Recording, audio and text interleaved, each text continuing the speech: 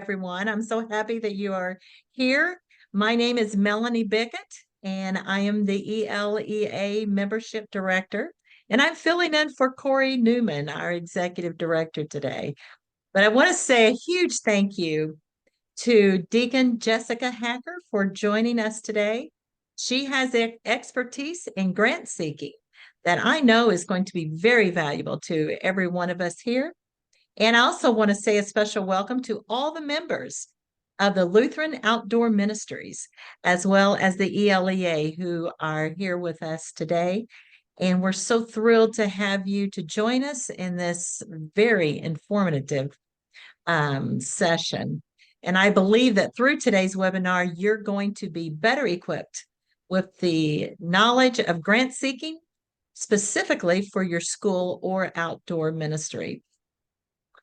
As the Senior Director of Institutional Giving for the ELCA, Jessica has a wealth of experience and securing grant funding and will use that to help us grow our networks and ministry programs. So today there will be a focus on the importance of building relationships with potential grantors, plus will guide you through crafting a compelling grant proposal that will stand out. So, Jessica, we are so happy you are here and take it away. I will be happy to. Thank you so much, Melanie. So welcome to people in two of my favorite ELCA networks. I'm thrilled to be here today and to talk to you about looking for grant funding for your ministry. I am Deacon Jessica Hacker. I've worked at the ELCA churchwide organization for a long time, like more than a decade. And my role now is as Senior Director of Institutional Giving, which means my team and I seek grant funding from foundations, corporations, and government sources. And that's mostly foundations. We say all three, but most of our work, 99% of it, is around seeking grants from foundations. I'm going to start out with an introduction. First of all, this presentation is a lot of me talking, so you can feel free to break up the monotony of my voice at any point with your questions and concerns and anything like that. Melanie, if you could help, if you notice anyone raising their hand or asking to be heard and I'm not noticing them, would you let me know? Because I'm not sure what I can see and what I can't see. I'm not used to Zoom. We use Teams at work. So even this far into the pandemic, I'm not a Zoom expert, which is a little odd, but I'm okay saying that out loud with you all. So please, I built in some times for questions and answers, but please feel free to stop me at any point with something that's relevant or not. That's fine too. The presentation will be recorded, and I've put together a handout for you afterwards that contains all of the links to all of the resources that I talk about here. So you don't have to scramble to write down every link. It will be in the handout, and you will also receive a copy of the slides afterwards, so you don't feel like you have to like scribble down notes of those either. And I think the links should come to you in clickable form, but if not, I have written them all out so you can type them into your browser if necessary. Yeah, so I want to do my best to equip you with the baseline knowledge that you need to sort of run headfirst into the exciting world of grant seeking. I have some assumptions and I wanted to lay those out for you at the beginning so you know what I'm working from. First of all, I know that you all are the experts on your own communities and your ministries. So you are the ones who will be crafting the narrative to talk to all these funders and get them really excited about your ministry. I'm assuming you already have funding relationships or at least a plan for starting to dive into fundraising. I'm assuming that you wish you could raise more money, and that's why you're here. I'm assuming that you're very busy people who have a full-time job that is not grant seeking, but that you would still like to raise some money through grants. So you can correct me if I'm wrong, but I'm guessing you all don't have a ton of time to put toward this, but would still like to see some results. I'm guessing that your budgets for grant resources are teeny tiny, or maybe if you're really lucky, they're like small. And so I'm going to focus on a lot of the free tools or the very cheap tools that we have found that work really well. I'm at a big organization and we raise millions of dollars a year. So we do have a tool that we spent some money on, but there are a lot of really excellent tools out there, and I'll introduce you to some of them that cost nothing or next to nothing.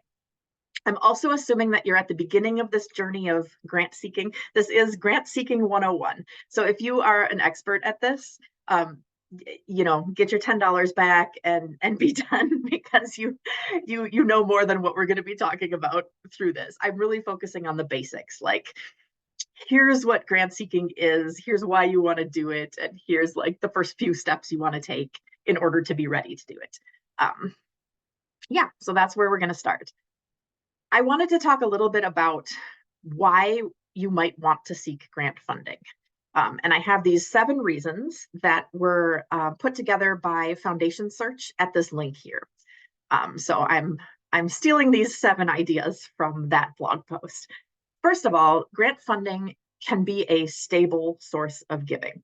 Foundations exist to give money away. That is the reason for their existence, the legal reason for their existence. And so in good times and in bad, at least 5% of their assets, averaged over 5 years, they have to be giving away each year. And it's very interesting to note that in harder times, foundations sometimes lean into the giving. Like in COVID, there were a lot of foundations giving beyond their 5% because they really wanted their sort of base of people to be well supported through the pandemic. So it really pays to have good relationships with funders in your area.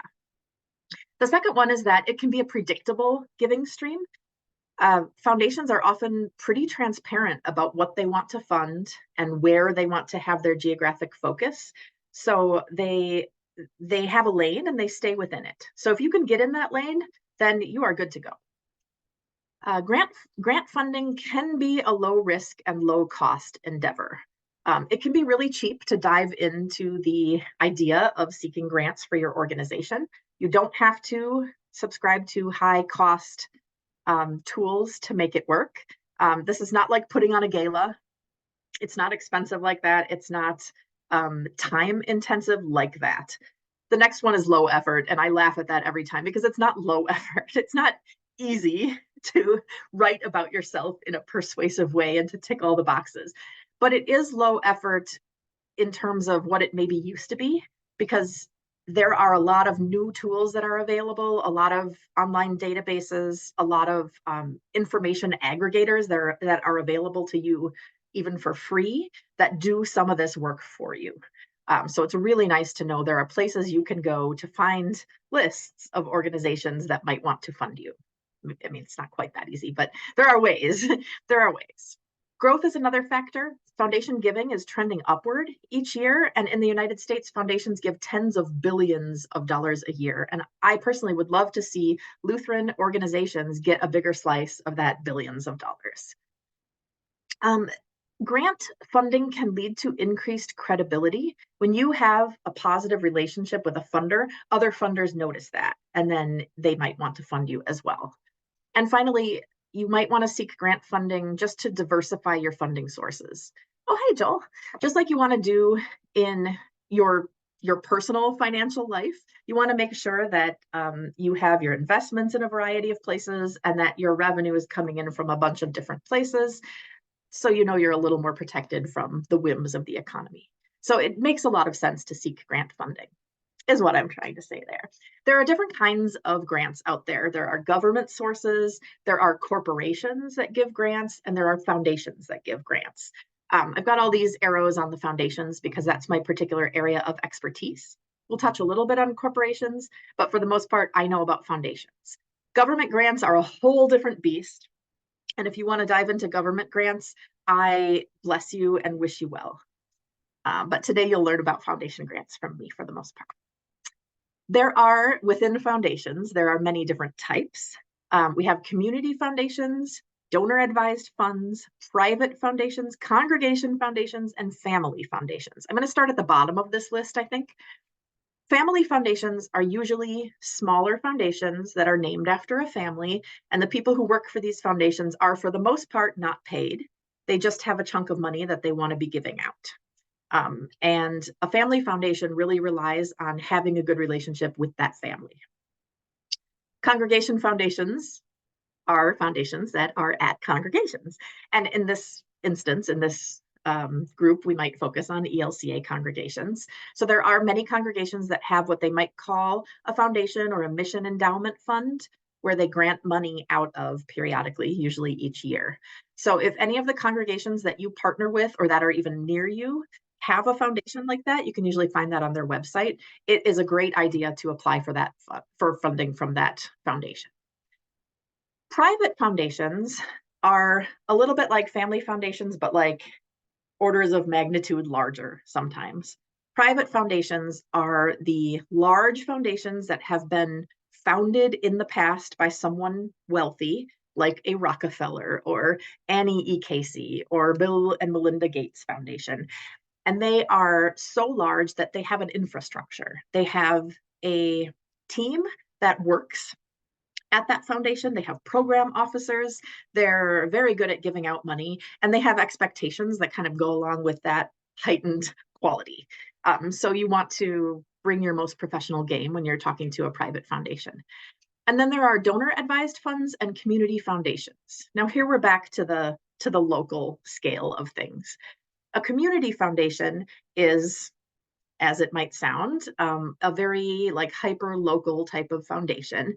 They usually have some of their own money, and they are a repository for these donor advised funds, which is when a donor has a chunk of money that they want to invest in ministry somehow or invest in charity somehow, but they want to get rid of that chunk of money all at once. So they put it in a donor advised fund, and then over time, they can give parts of that chunk of money away. Many donors do it through a community foundation. There are other ways to do a donor advised fund. For example, through some banks have charitable arms, like Fidelity Charitable. The word charitable tips you off that that is the nonprofit version of that bank that works with donor advised funds. So the community foundation near you is going to be a really excellent prospect for you.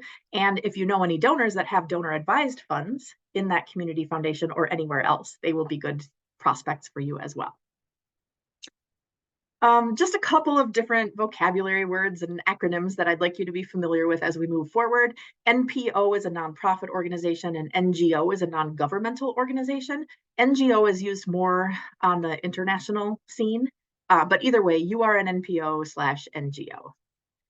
Form 990 is an IRS form that every foundation needs to fill out each year. And it's sort of the treasure trove from which we draw all the information we know about that foundation, unless they have a website. Then both of those things are the treasure troves.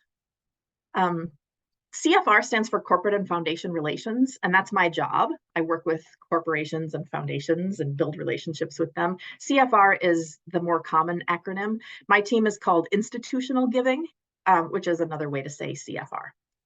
And then RFP and LOI are acronyms that we'll use a little bit more in this presentation. Request for proposal is an RFP, and that is what a private foundation might put out if they are seeking to make a lot of grants with a particular theme for that year. They'll put out a request for proposals saying, hey, everyone, we would like to grant X amount of money to organizations that do this and this and this, and we would like you to apply by this date, and here's all the things you need to know about our request. So that RFP is very exciting, and if you see one, you should get on it immediately because they usually have like a 6 to 8 week turnaround. And so they're very exciting, and they kind of put you into full blast. If you like adrenaline, looking for RFPs is a great way to do grant seeking. And then LOI is a letter of interest. So the foundation puts out an RFP, and we respond with an LOI saying, this is my organization, and we would like to have some money from you, please. And we'll get into the details of these a little bit more later on. This link here, McAllister Grant Vocabulary, is if you're just starting out in the world of grants, you can check out that sort of glossary to help you understand the words. So this is an example of how a grant cycle works. So you know the give and take between the organization and you. And this one's called RFP because this is how the grant cycle works when an organization puts out an RFP. So this is a very formal way of them putting out into the world the intention of giving away money that year. So the organization, the foundation, they're in purple and we're in light purple. The foundation issues an RFP. They tell you everything you need to know about how to get money from them that year. And so you respond by submitting an LOI by the deadline. So you get your letter of intent together, and I'll teach you how to do that in a moment. You get your letter of intent together and you submit it by the deadline to this foundation, and then they look at it and they either decline, sorry, not a match, we're not interested in you, or they invite you to submit a full proposal. And that's great. It doesn't mean yet that you have money, but it means that you have probably about a 50% chance of getting money from this organization. And then you respond to that by submitting a full proposal. Most foundations, especially the larger ones, will tell you exactly what they want you to put in a proposal. And so you just kind of follow the template that they give you. So you submit that, and then they make a decision. In this case, we'll say, yes, they're going to fund you. So then they send you a grant agreement, which you have to sign. And this is a legal document that outlines your obligations to them in consideration for the money that they're giving you. So read that really carefully. Make sure you can do all of the things that are expected of you. And it's usually just about, you have to use the money exactly as you tell them you're going to, and you have to report on it in a certain amount of time, usually within a year. So they send you the grant agreement, you sign it, and then they send you the check. And then you start the work, and you do the work, and you achieve the results that you're hoping for, and then you submit the report to them.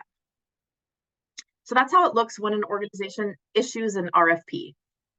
There's a little bit more work that goes on when an organization doesn't have an RFP, but they work in relation. So the foundation starts by just existing. They just put themselves out there, they fill out their 990s, and they wait for people to come to them. They probably have a lot of partners that they fund on a year-by-year basis, but they also expect that there are people out there like you who are looking for good prospects and doing the research and finding them and reaching out to them. So then there's this big space here. You identify, you research, you cultivate. So you are looking into the possible prospects, and I'll show you a little bit more about how to do that. You're researching them to see if the alignment is there, and then you're cultivating. You're actually reaching out to the organization and saying, hi, my name is Joel. I'm with a camp. We're awesome. I would love to tell you about the programs that we have and see if we might be a good fit for your organization. So you really have to be proactive when there's not an RFP cycle. But these can be the most amazing partners. These can be the ones that just kind of fund you almost automatically year over year over year, because they like to have their partners and build longer term relationships with them. It's beautiful if you can get in a cycle like this. And then the rest of the cycle looks just like the last slide. They'll invite you to apply, you submit an LOI, or sometimes if you talk enough in the cultivation stage, they may plop you over to submit full proposal right away. But anyway, you just follow these steps until you get to the part where they send you the money, and then you start your program. This is a list of materials that you need to have squared away on your side before you even think about applying for grants. You need to make sure you have a set of audited financials from last year. And I'm not sure what the processes are out there in terms of whether you get audits. We do as the churchwide organization because we're a large, hundreds of millions of dollars organization. So we have audited financials every year by about the middle of next year. If you don't have audited financials, it might be something to look into, but it's also something that you would need to call up the organization and say, we have financial statements, they're not audited. What do you need us to do in order to be eligible to apply with you? You'll need your IRS ruling, the letter from the government that says you are a 501c3 organization, or 501 something if you're not a 501c3. So make sure you have that. If you are under the umbrella of the ELCA, you can get that designation from someone at the churchwide organization. Her name is Natalie Young, natalie.young@elca.org, if you are under the umbrella of the ELCA. Okay, so you need those two things. You need a clear mission statement. Make sure that your mission statement reflects the work that you do and that it's a vision for how you want the future to look. And then you'll need some persuasive documents. You'll need a case for support. A case for support is how you write to donors. You write to donors saying, here's the problem that exists in the world, and this is how my organization is working to overcome that problem. And this is what makes us unique among all the other organizations that are working to overcome this problem. So you want to really make a case for why your organization needs to exist in the place where you are and all of the great impact that you've had so far doing what you do. And I would deeply suggest that you make one case for support that's more secular and one that's more religious. So in one of them, you might want to talk about helping your students or your campers develop a personal faith, or have a lifelong relationship with the church or with God. And in the other one, you're going to want to talk about the education that you do on a daily basis, and the way that you provide social services, or the way that you provide community outreach, or the way that camp is open for everyone in whatever ways camp is open for everyone. So you really have a very different lens through which you write each of these cases for support. And then you're going to want to have a grants template. So I would say go through the whole process that we're about to talk about to find some good donors for your organization, and then look at the proposal templates that they put together and see what questions they ask. They're going to ask about the history of your organization. They're going to ask about your mission. They're going to ask, how does your mission align with our mission? How can you show us, the case for support is going to be a big part of this.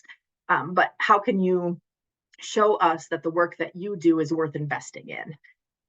And they're also going to ask you to talk about the goals and outcomes that you expect from the work that you do. And you need to be able to have a really excellent way to talk about that. And we'll get to a little bit more of that as time goes on here.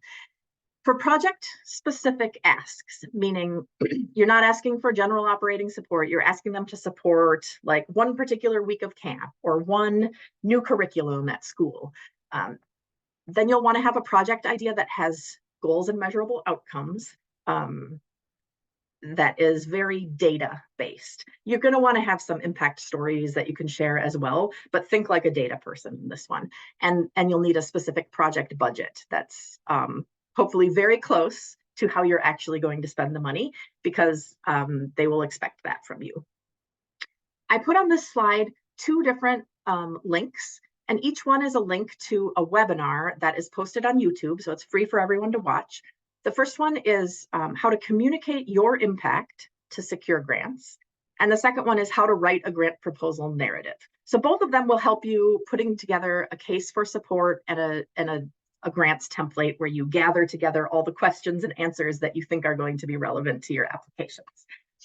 The organization that put these together is called Instrumental, and they run a grants database that we subscribe to, and it's one of the more Cadillac type services, but they do give free webinars. So we've grabbed a couple of the best ones for you there. And again, you'll get these links. All right, questions so far. I sort of laid out the universe.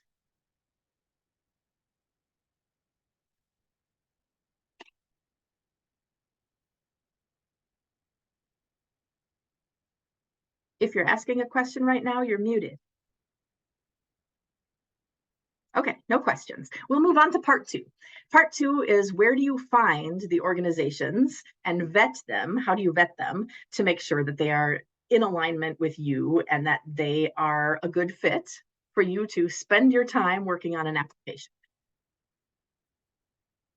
Whoops, this is not happening. Okay, so we're going to start with, who are the foundations that will be your best prospects? And there are a variety of categories here. One is geography. Your best prospects are going to be, for the most part, ones that are local to you. You want to look at the funder's location and areas of interest. Community foundations or family foundations that are from families who are in your area are going to be really excellent sources for you here. You want to look at the alignment of organizational values and giving priorities. Like I said before, all foundations have a lane that's usually very well described, and they give within that lane. If you are over here and you can almost see their lane from where you're standing, that's not a good choice. If you are directly in the middle of that lane, then you should be sending them all the applications. And if you're lane adjacent, I would say give them a call, talk about what you do and how you think it works alongside of and helps support the kind of work that they really want to do, and see if you can get them to bite. But alignment is going to be very important to the foundations as they are choosing people. Do you have alumni of your programs that might want to give or might somehow be on a foundation board or might have a family foundation that they get to help make decisions about? This is what we call grateful patients in the general fundraising realm. And of course, that applies to hospitals. But who are your grateful patients and what connections do they have? Right-sized, is important. You need to look at, because you're smaller organizations, you need to probably look at smaller funders. The Rockefeller Brothers or the Annie E. Casey Foundation or the Bill and Melinda Gates, they're not looking to fund local organizations. They're looking to fund systemic change in the world. So you want to focus on the local, the family, the smaller private organizations that want to fund in the range of what your annual budget is. Some of them even say we fund organizations that have an annual budget of up to $1 million or between 50,000 and 500,000. So if you know your annual budget, you can right away say, yes, we're eligible or no, we're not. And then there's different types of support and different foundations emphasize different types. Project support is almost universal. If you have an encapsulated project with a beginning and an end, almost every foundation is looking to give grants like that because it's very easy to talk about the change that they've made in the world through those projects. Some beautiful foundations give general operating support, and if you can find those, you get them on your side and you keep them on your side because general operating support is gorgeous and wonderful and you want it. Capital is if you're building something, bricks and mortar type, and there are some organizations that are very excited about giving money to bricks and mortar projects, and some of them that say we don't bother with that. And then endowment giving is another type of support that is probably the least fundable through foundations because foundations are endowments and they don't like to give to other endowments. They like to give to programs that make changes right away. But if you are lucky enough to find endowment support, you should apply for your own endowment if you have one. Some of the stuff I'm about to say to you is very common sense, like eligibility. Read the criteria carefully, read them carefully, and then read them again, and then read them one more time. And if there's any room for interpretation, many will say things, for example, like, we do not fund religious activities for religious purposes. So if you're a religious organization, some of the work you do is for religious purposes, like worship or, other things that are clearly talking about religion to religious people and only people of that religion are involved. But some of the work you do is more inclusive than that. And anybody who's not Lutheran could partake in it. Maybe it benefits the whole community, something like that. So if an organization says we don't give to religious organizations for religious purposes, don't write up that you want to, revamp your worship service, because that's not going to fly. But you could talk about educational curriculum for sure. And make sure that a good prospect for you is going to be one that's open to new applicants. And some of them say on their websites, for example, we are not open to unsolicited proposals. Remember the steps that I shared. Proposal is way down here on the line. There are a lot of things that happen before a proposal, so you don't want to just throw a proposal in their face or even an LOI. but you might give them a phone call to talk about the areas that you see where you overlap with the alignment and their vision. So read really carefully their exclusionary statements saying, this is what we're not accepting.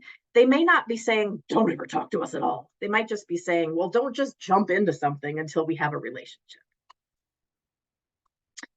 All right, Form 990, I alluded to this earlier. This is the treasure trove of information.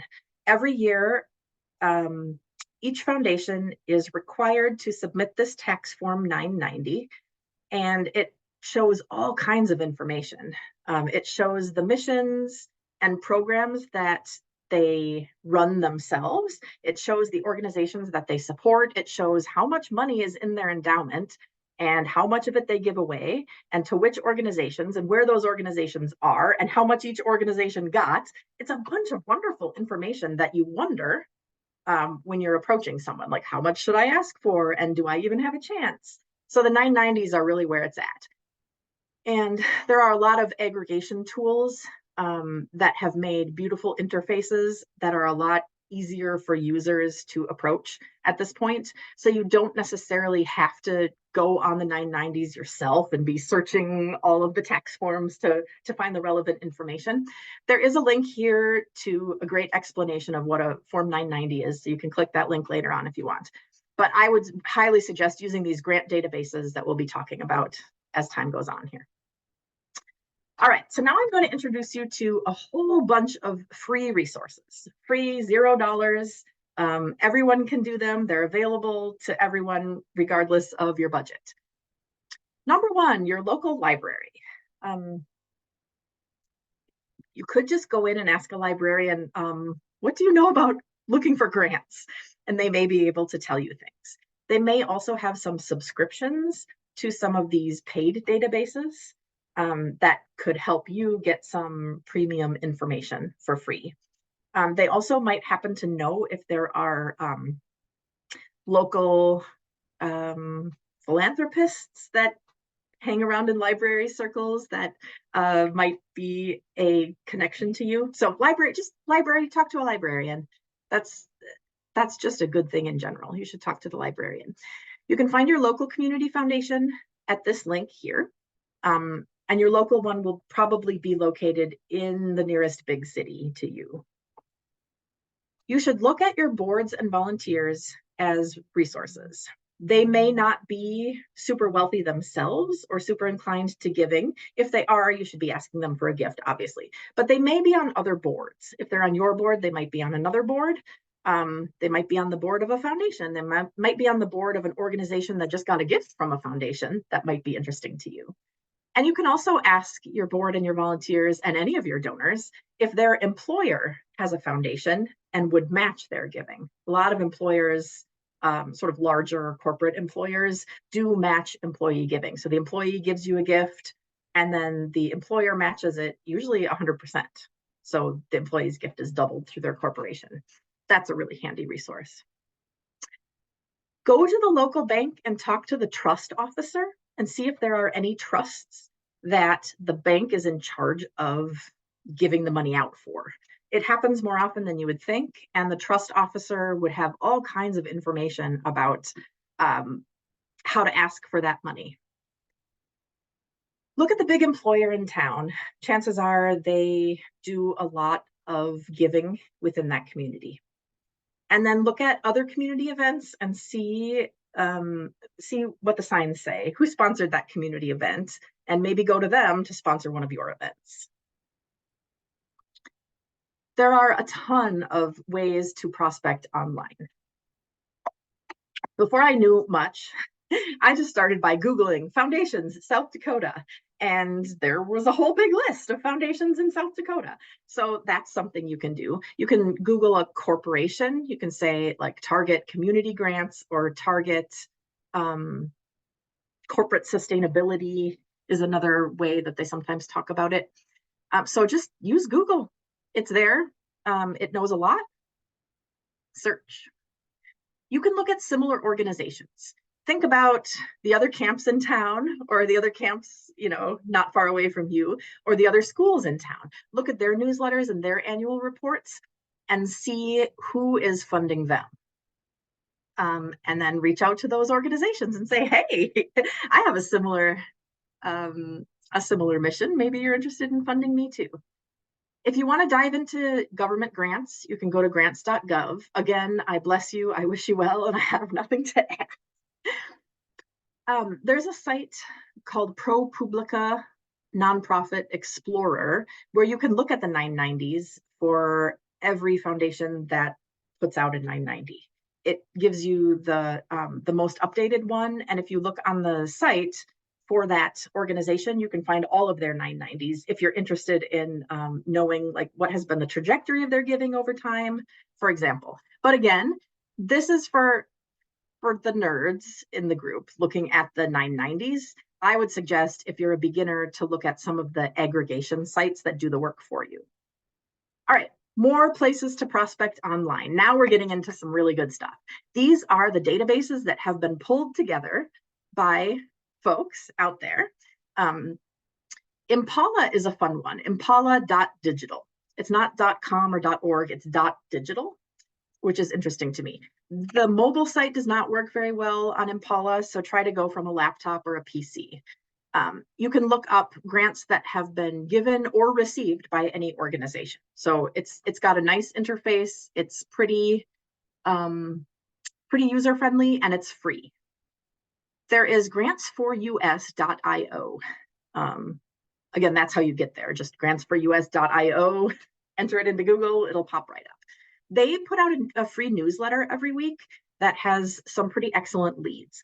I have found this one to be less helpful for me as a representative of a national, international organization. I keep wishing that I were a local organization when I read their newsletters, because you can put in the geography of where you are, and they will send you specific links to local giving opportunities. So sign up for that. And then Candid has I would say, best-in-class philanthropy news digest newsletter. So they put out a newsletter every week that talks about all the different options for RFPs that are out there, basically. They focus mostly on RFPs. And so if you're looking for RFPs that pertain to you, you can go to Philanthropy News Digest, you can sign up for their newsletter and just be really specific in checking the boxes that apply to you, and then you'll get a curated newsletter. Grantgopher.com is a fun one that I kind of just discovered. You can get a free account. That's their light version of their account. And again, it just aggregates some of the data for you and you can search. So that's just grantgopher.com. All right, so there's another category of grants, and these are trusts that have been set up at big banks, and then the donor died, and now these trusts are functioning more like foundations where they give out grants every year. And three of the big ones that I have found are Bank of America, JP Morgan, and Wells Fargo. And they each have websites, and I've included the link in the handout of links that you'll get.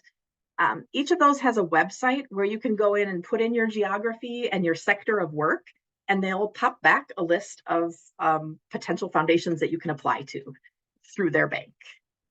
It's great. If you happen to be in Texas, for some reason, there are just like half of these are in Texas. I don't know where all this Texas money is coming from, must be oil, but yeah, there are many other states that are represented as well. Wells Fargo has all 50 states, JP Morgan has most, and Bank of America has 21 states, has trusts that give to organizations in 21 states. So that's a good way to check. We haven't been successful in getting any money from them yet, but we're very religious. Like, we exist to be a religious denomination. You all exist to do other things as well. So you might have a better outcomes there. All right, and so now we're moving on from the free category to the inexpensive category. And there are 4 different ones in the inexpensive category that I want to lift up to you. The first 3, GrantWatch, Grant Professionals Association, and Society for Nonprofits, their cost between $100 and $200 a year. They each, if you buy one of these, they would also give you access to grantstation.com, which is at the bottom here linked. And GrantStation is a really excellent resource, like a database for searching for grants as well. And it has a really nice interface that I have found especially helpful. So if you have $100 to spend on grant writing for the year, I would say one of these three over on the left would be a good, okay, $200 if you have $200. One of these three over on the left would be a good investment. Either Grant Watch, Grant Professionals Association, or Society for Nonprofits. Grant Professionals Association is a different beast than the other two. This is a professional association, like if you know Aldi or whatever it's called now. It's an association for people who are grant writers, but it has lots of other things too. You don't have to just be a grant writer. You could be an executive director or a principal and join it. And there's a chat where you can get really helpful information from professionals. They have conferences, they have webinars, and again, they give you the Grant Station access. So that's something that I am a member of and have found it very helpful. And then Grant Watch and Society for Nonprofits, those are just another source of getting a newsletter sent to you every week and a database with a little bit of like expanded access, more so than what you get with the free ones.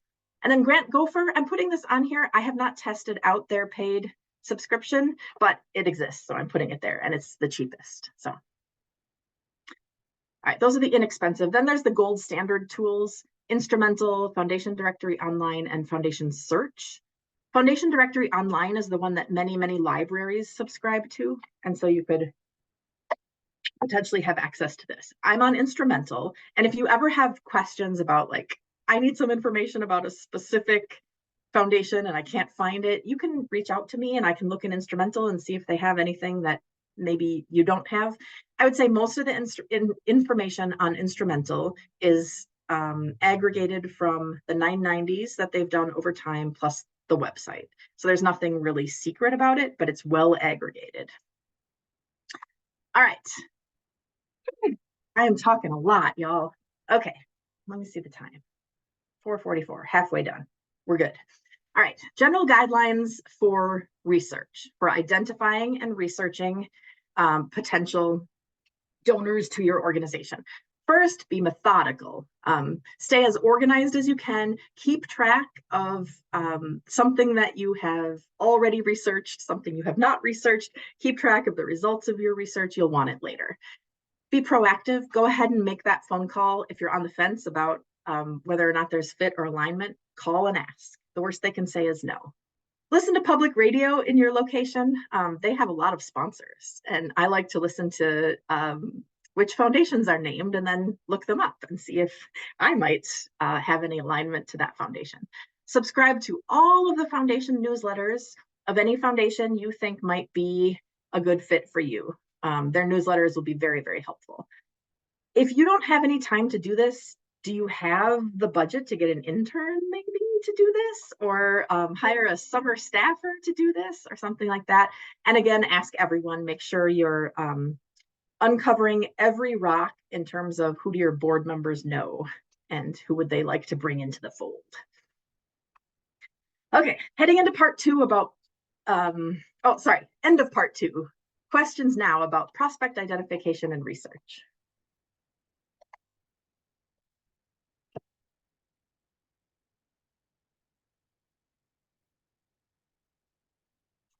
No questions. Okay, we will keep pushing forward. I have not talked this much in a row in a really long time, so I feel like I must be getting boring. Jessica, there is one question. Oh, good. Ellen Carl. Yes, hi, thank you. My question is probably, I don't know if others have this problem, but my camp is not located in the area where my campers come from. So I feel like the community that the camp is in is not my community. And when I look for some of the grants, like I was just looking at where some of our campers come from at the community foundation there. And of course, they're only going to fund people from that community. And I'm not there. So I'm wondering this has been a real struggle for us, and we're an all volunteer organization. So except for in the summer. So it's really hard to figure out where to go and what to do. I don't know if others have that same problem, but that's one of my bigger problems, aside from not having any audited financials. We're sort of, yeah. My Anyway, instinct there would be to say focus on both places in your research.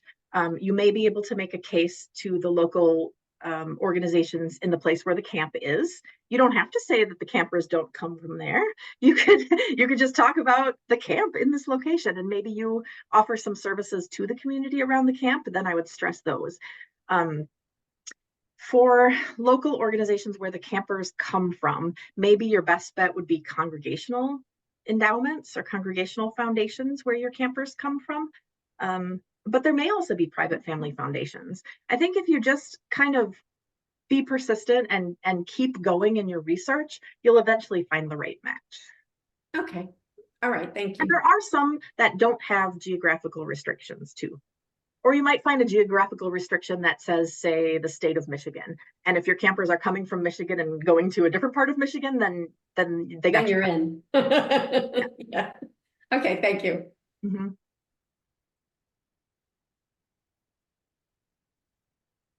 Melanie, do you see any other questions? I don't. Okay, then I will move on to part 3, which is a short part. This is cultivation. This is how do you build a relationship with an organization, with a funder that you don't know yet. And these are just some common sense tips for busy people. I would say create your materials, the case for support that I talked about earlier, the grant template with all your questions and answers. Have those all ready to go. Grab your financial statements, your 501c3 letter, have it all in a folder on your desktop, and just have it ready to sort of drop in and fill the boxes. And then once you're done with your research, list all of the due dates for the whole year, and then, put them into a tickler file. So in March, you want to start thinking about the things that are due in May or whatever. Just keep yourself organized, plan out your whole year in advance to the extent that you can do that. And then set aside a weekly time to just focus on grant work. Even if you don't have a really impending deadline, you could move it along to the next step. Because otherwise I find it's so easy for our other priorities to sort of seep in and take away from the time that we have. So those are just some common sense ideas. And then step 2, don't be afraid to reach out. Just every time you contact a foundation, they are going to have more and more of an impression of who you are and what you do. And you're in charge of making that a good impression. There are 2 specific things you can ask. You can inquire about eligibility. You could say, we're a religious organization, but we do offer this service to everyone. Would this service be eligible to receive a grant from you, given that you're not a religious organization? You might also ask them about the selection criteria that they use to decide whether a particular proposal is going to get funded or not. Sometimes they put that on the website. Sometimes it's sort of an internal document that they're willing to talk about, but they don't have it on the website. So selection criteria can be a really helpful conversation starter. Like, what would help to make my application really strong for your team, or something like that. That's it about cultivation. You all know how to build relationships. You're in the building relationships business, schools and camps, you know how to do that. So I don't have much more to say about cultivation, but if there are any questions, I'm happy to hear them.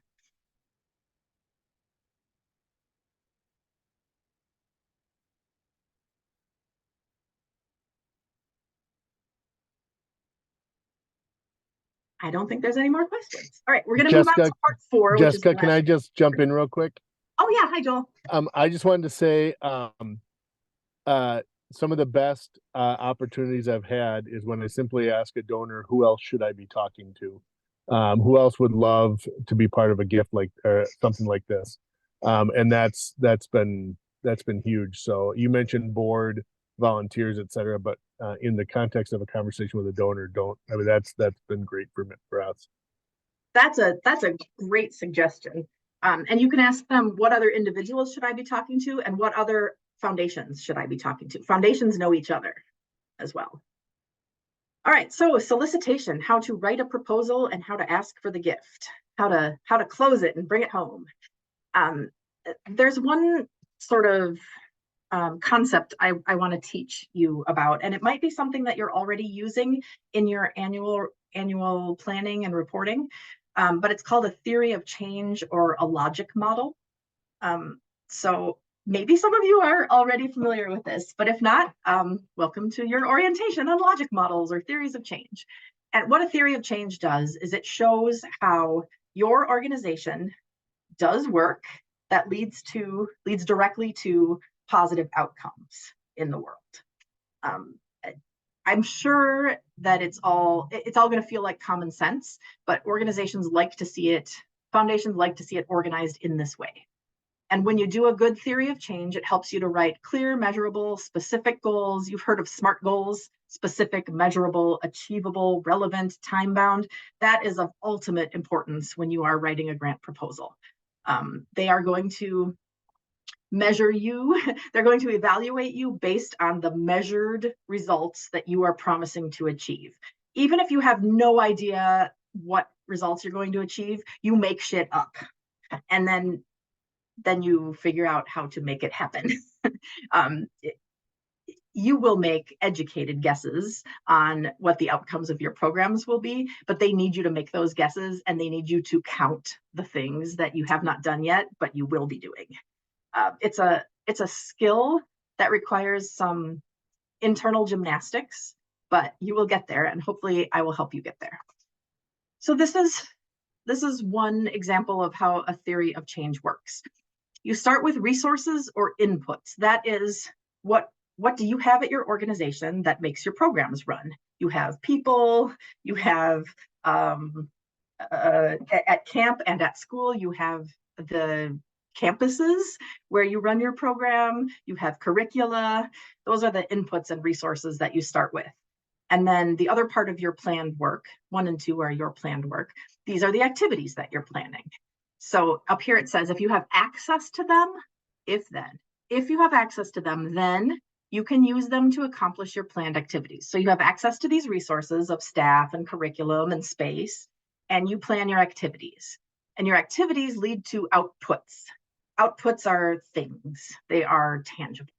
So they're saying, if you accomplish your planned activities, then you will hopefully deliver the amount of product or service that you intended. Outputs you can count.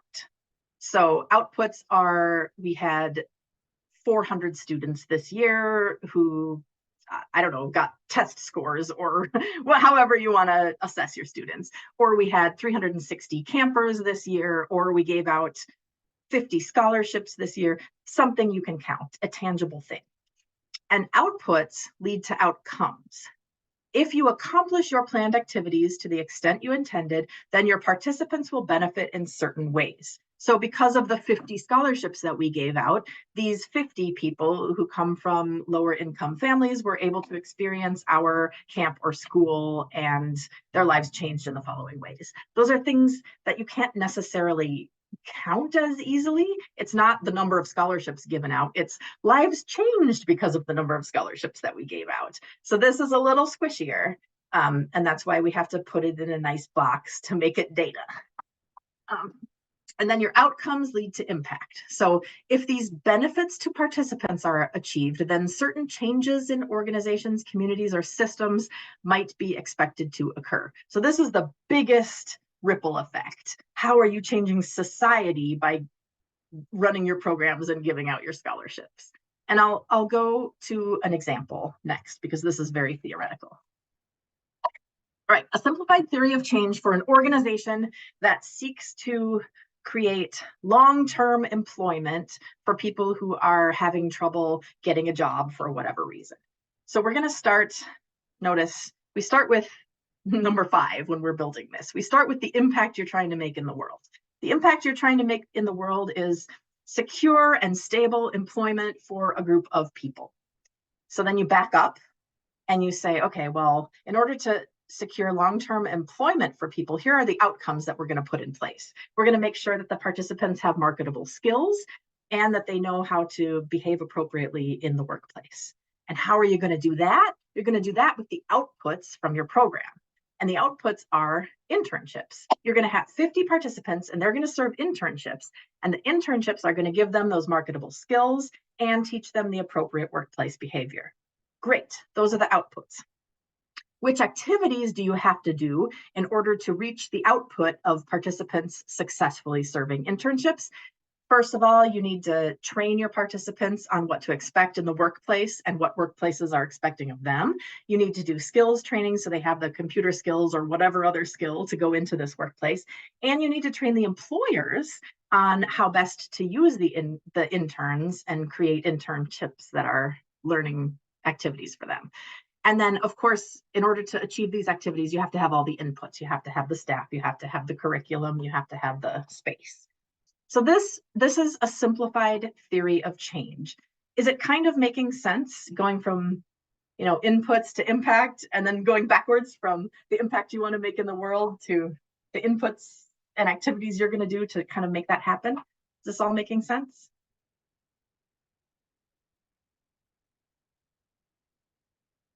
Mindy, I can't tell if you're talking to me. No, okay, that's fine.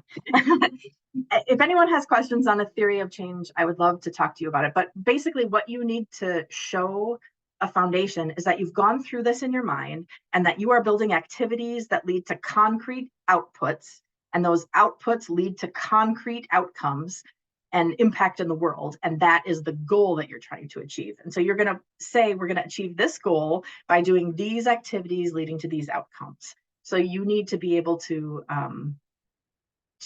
concretize the impact you're going to make in the world, even though some of it is squishy.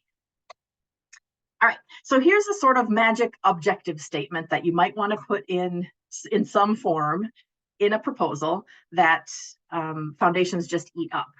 You might say, by the end of year 1, we're going to increase the outcome. What was the outcome again? Oh, we're going to increase the marketable skills of our participants by at least 25%, as demonstrated by, oh, right, the 50 internships that we're having the people serve, and activities.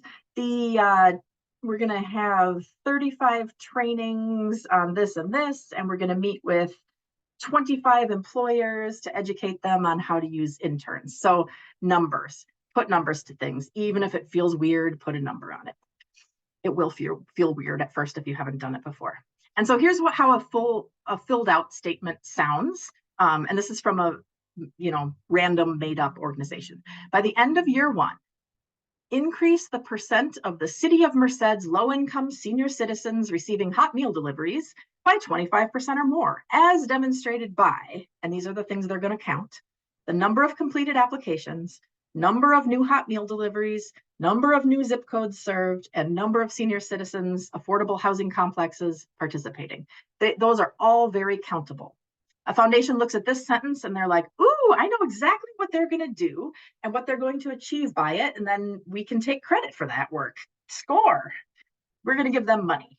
So this is the kind of thing that they're looking for. It's boring in terms of, I look at this and I think I could jazz that up and I could give it all the persuasive impact language, but they want numbers in this section. They want to see what you are producing and how it's better than what's currently being produced.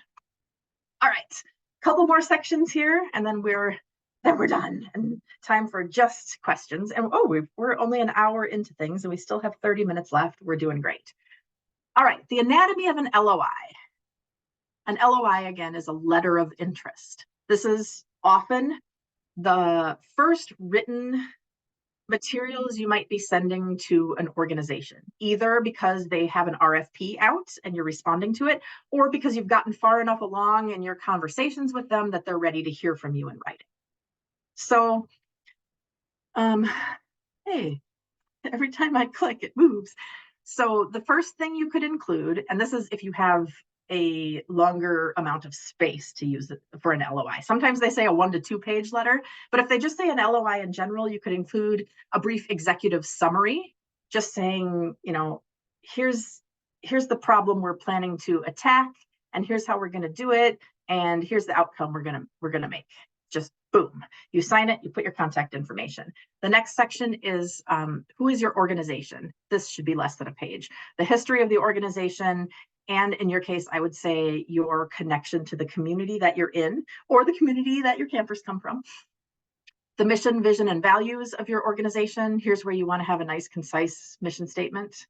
and the goals. So you could talk about your organizational goals if you're asking for general operating support, or you could talk about the goals of your project if you're asking for support for one encapsulated project with a beginning and an end.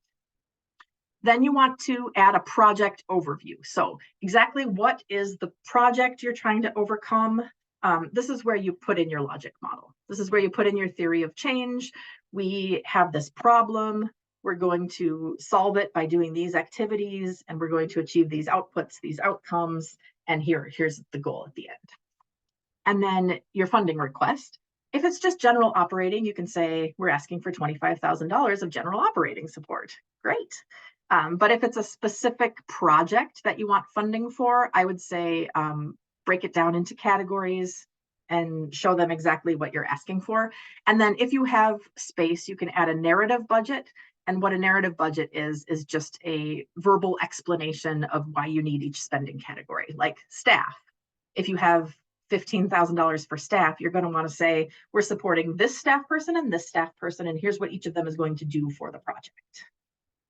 Here's an example of a project budget where we were just asking for $15,000 for 8 people to attend a conference. So we just broke it down into registration, airfare, hotel, meals, transportation from airport, and this squishy thing called indirect costs. Indirect costs means how much it costs your organization to exist in order to run this program. And it costs your organization a lot to exist in order to run the program that you're asking them to fund. So usually it's very acceptable to ask for up to 10% in indirect costs. With a project, sometimes indirect costs aren't as important, but if, for example, if I'm asking for a Lilly grant of $1.25 million to run a program over the course of 5 years, I build in 10% of indirect costs because we're going to be supporting that program with HR and IT and executive support and development staff support and just support from all over the organization to make sure that that program can continue to run. So there are times when it is helpful to include indirect costs, and that just comes to your organization and you get to keep it and keep the lights on. All right, so here's a more complex project budget. It just didn't all fit up and down. And you can look at that on your own time, but basically it's a budget. It's a complex budget. It's for $1 million project. It has lots of different line items. Yeah, I'll have you look at all that. And then I believe this is like, we're very close to the end here, folks. You're doing great. General guidelines for asking for a grant. And these, again, common sense, but grant specific.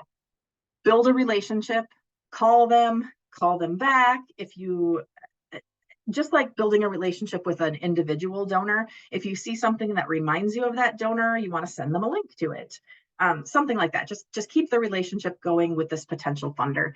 Give it some time.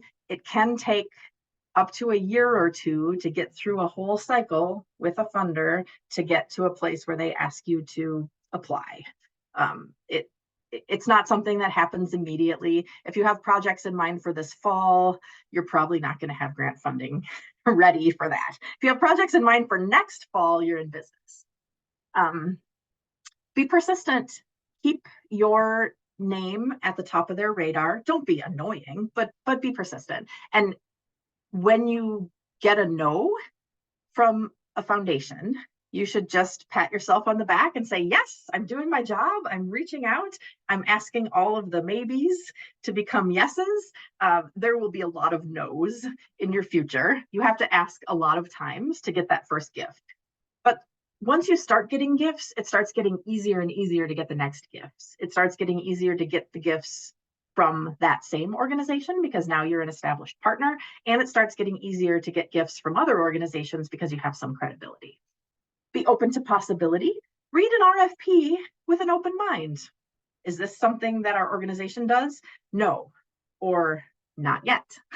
Maybe this is something that fits within the mission of my organization and we might want to try it, but really only if it fits within the mission of your organization. Use the gut check. if you are reading an organization's website and you keep coming up with like red flag words like, oh, this organization is at the opposite end of the political and theological spectrum from me, run away. Don't try to force a partnership if the gut check doesn't check. Answer the questions. This is very common sense, and it's also something that very often happens. People don't answer the actual questions that are being asked in the template. Read the question 10 times if you need to, and answer exactly what they're asking. Give them exactly what they're asking for. Make it boring, because boring means they asked and you answered. And that's great. Just give them exactly what they're looking for. Never miss a deadline. Again, common sense, but with foundations, you often can't ask for an extension. They have a whole process behind the scenes that is just going, and they can't stop that process for one little you who's not even a partner yet. So don't miss a deadline. Be resilient. All those no's will eventually lead to a yes, because every time you get a no, you learn something and you get better. And then show gratitude. Thank and thank and thank and thank and thank for every gift that you get. Again, don't be annoying, but show gratitude, show it sincerely, and show it with impact stories and impact reports. All right, questions about the solicitation part of things. How to write and how to ask.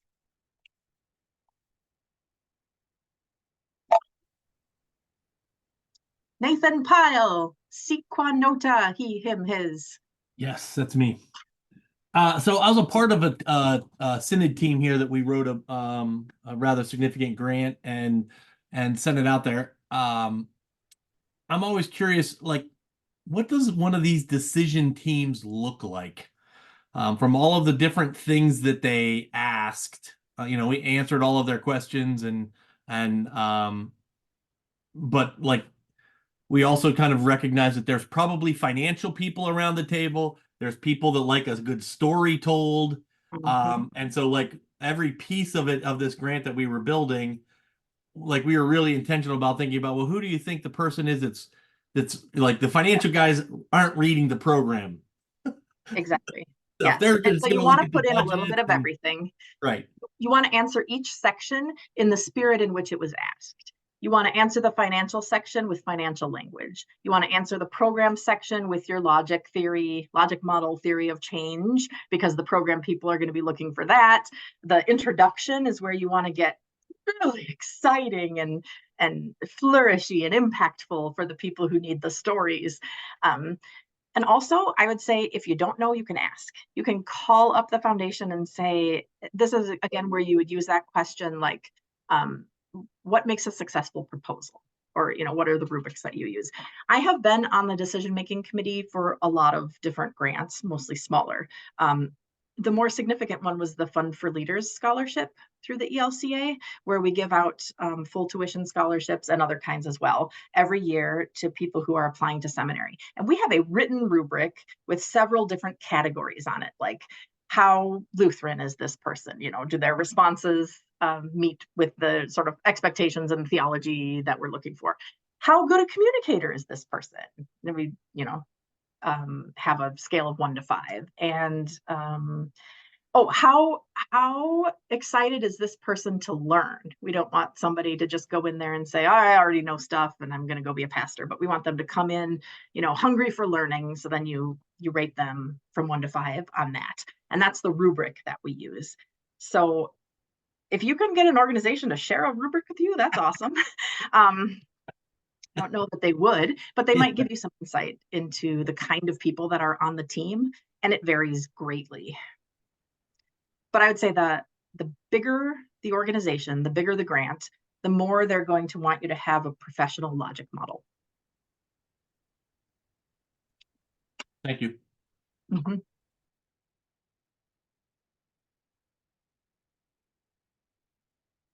Family foundations often give, and this is often, right? They often give to something that they feel really connected to.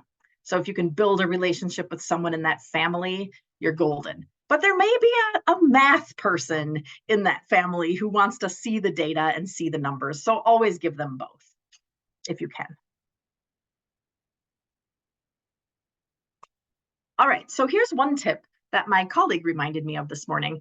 If you decide that this is all too much and you want to talk to a consultant, even just for like a couple hours or something, I've included a link to the Grant Professionals Association. That's what Andrea and I belong to. And there are plenty of people there who work for specific organizations like East or SEALS or like the local food bank. But there are also a bunch of people in that organization who are professional consultants, and they either just straight up write grants for other organizations, or they consult with other organizations about how to write grants. So you could find a local person if you want and connect to them. So you could just write to the local GPA chapter and say, do you have anybody who would be interested in consulting with us for 10 hours? We can pay this much. And there may be somebody who's interested. You can also always ask me questions for free, but I have, only a certain amount of time. So if everyone asks me questions all at once, it might be a while before you got a response. But if you ask your question right now, you'll get a response pretty quickly. And I'll just share that the last 2 slides of my presentation are just a conglomeration of all the links that I shared throughout the presentation, so that they're here, and you'll receive these again. So that's what the last 2 are, so you can see them all put together in one place, because this was a very link-heavy presentation. I was intentionally sharing resources. Question?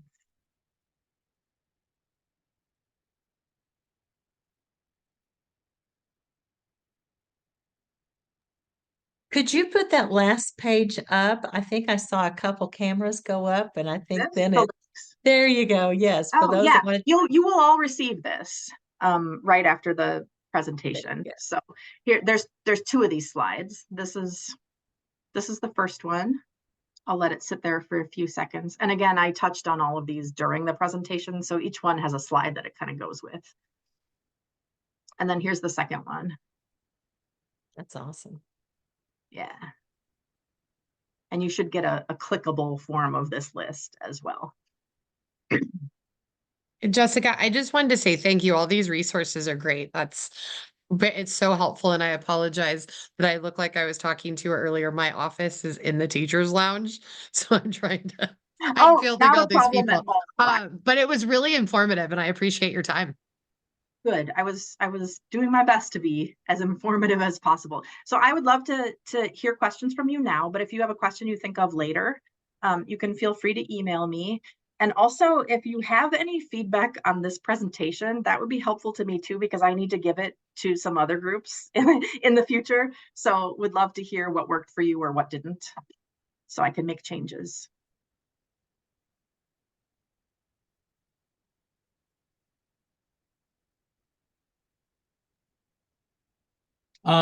Jessica, Nathan again, 2 questions. One, years ago, when I became involved with Outdoor Ministries, they talked about that grants were hard for faith-based institutions and camp in particular. Is that still a pretty true statement, since you're immersed in this all the time? And I'm a single camp executive in the office. It is still a pretty true statement. Okay. I would say local organizations are a little bit more likely to want to fund you, even though you're religious.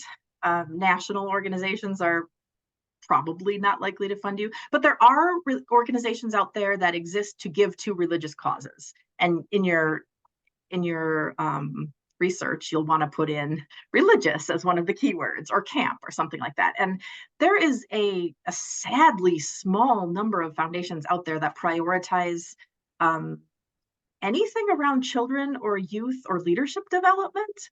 I don't know why, because clearly they're very important. But yes, it is a little bit more difficult for camps, but that's not to say that the right fit is not out there. It's just not as easy to find. You're not swimming in the right fits. You just have to curate them. And that's where what Joel said about asking your current donors, who else should I talk to, is huge, because they're the ones who know people who share interests. Schools, I would say you may have a little bit better of a time, because there are grants out there that prioritize educational institutions. Usually they're looking at public schools, but not always.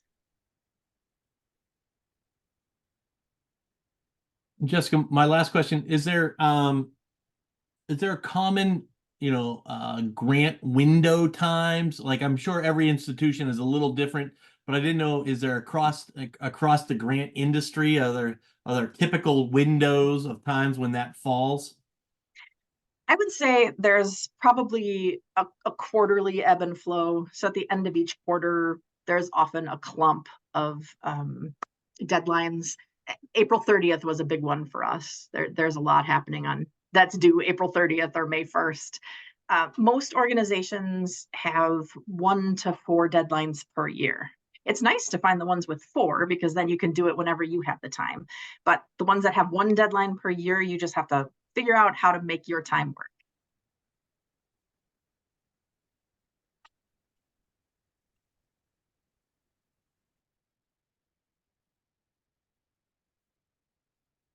And there are a lot. I would say at least half of the organizations that I'm looking at right now have rolling application times. These are the ones that don't have a cycle of RFPs. They just work on the relationship building sort of style of giving grants. And so you can send an LOI or you can reach out to them whenever you have the time to do that. And so that's when you can sort of prioritize your own time that way. Thank you. Mhm.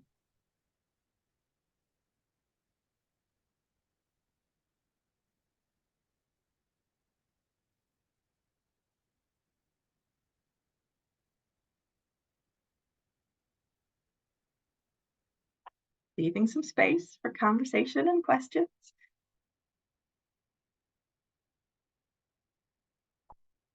I appreciate the time that all of you have spent, and anyone who is watching this presentation after the fact, hello and welcome. And you are also welcome to reach out to me with any questions that you have. I really have a heart for the whole ecosystem of the ELCA and want to see all of us really getting a thicker slice of the pie that is grant funding out there. I think the more we ask